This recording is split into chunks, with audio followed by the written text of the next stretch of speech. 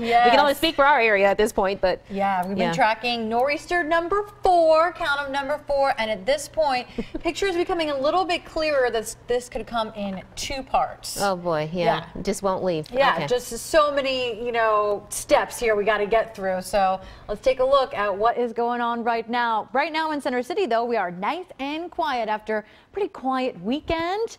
Not too bad. Got up to 50 degrees today. Had some sunshine. By this month's standards, that was pretty nice. And we're at 42 degrees right now in Philly, 36 in Allentown. We're in the 20s in the Poconos and down into the 30s at our shore points. We're getting a break, though, from the breeze.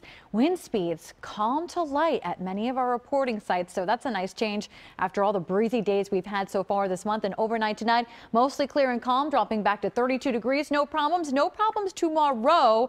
Mostly sunny, late day clouds, high temperature back up near 50 degrees, 49 with a northerly wind at around 5 to 10. And we are quiet right now on Storm Scan 3, but yes, eyes focused on our next nor'easter, which is nowhere near the coast right now. It's actually the center of the low is cruising across Colorado, but it will continue to move eastbound and eventually move offshore and up along the coast. So this is what it looks like right now. Models starting to come into a little bit more agreement on painting a picture of what we can expect Tuesday and into Wednesday. So it looks like the best way to describe it is in 2 parts, very late Monday night and into Tuesday, where the greatest impacts will be for Philadelphia and points southward. Dominant precip type during this time frame looks to be wet snowfall and rain. Then talking about part number 2. This picture we're not so confident in. This is just starting to play out in some of our models, but becoming more in agreement that we could see a secondary low spun up by that first low. This would impact us Tuesday night and into Wednesday, and the impacts could be more region wide.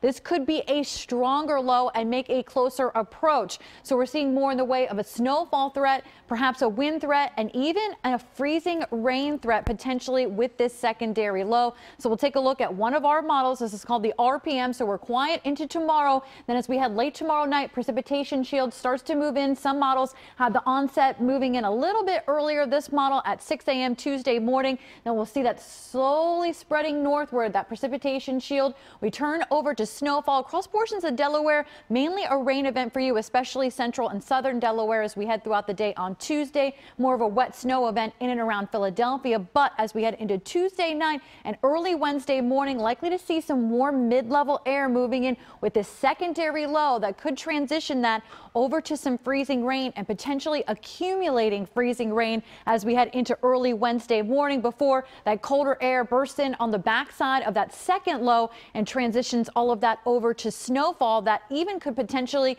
be heavy as we head through portions of the day on Wednesday before clearing out as we head into Wednesday evening. Of course, this is subject to change, but it's giving us a better idea of what could potentially happen and the threats that we do have ahead. And yes, we could see some accumulating icing, especially Tuesday night and into early Wednesday. So it's something to keep in mind, especially for your Wednesday morning commute. But altogether, Tuesday and Wednesday are not looking so great. Breezy and blustery conditions. How much of a wind threat we'll see? Mainly it looks like it will be concentrated towards the coast. Certainly on Tuesday, we might have a more widespread wind threat on Wednesday, though I don't think it's going to be like the first nor'easter we saw with 60 and 70 mile per hour wind gusts across much of the area, but still a storm to keep an eye on. So stay tuned to that evolving forecast because it will continue to evolve. Oh boy, these nor'easters, they just won't leave us alone. I'm just, you're just the messenger. I know. I know. It's okay, Lauren.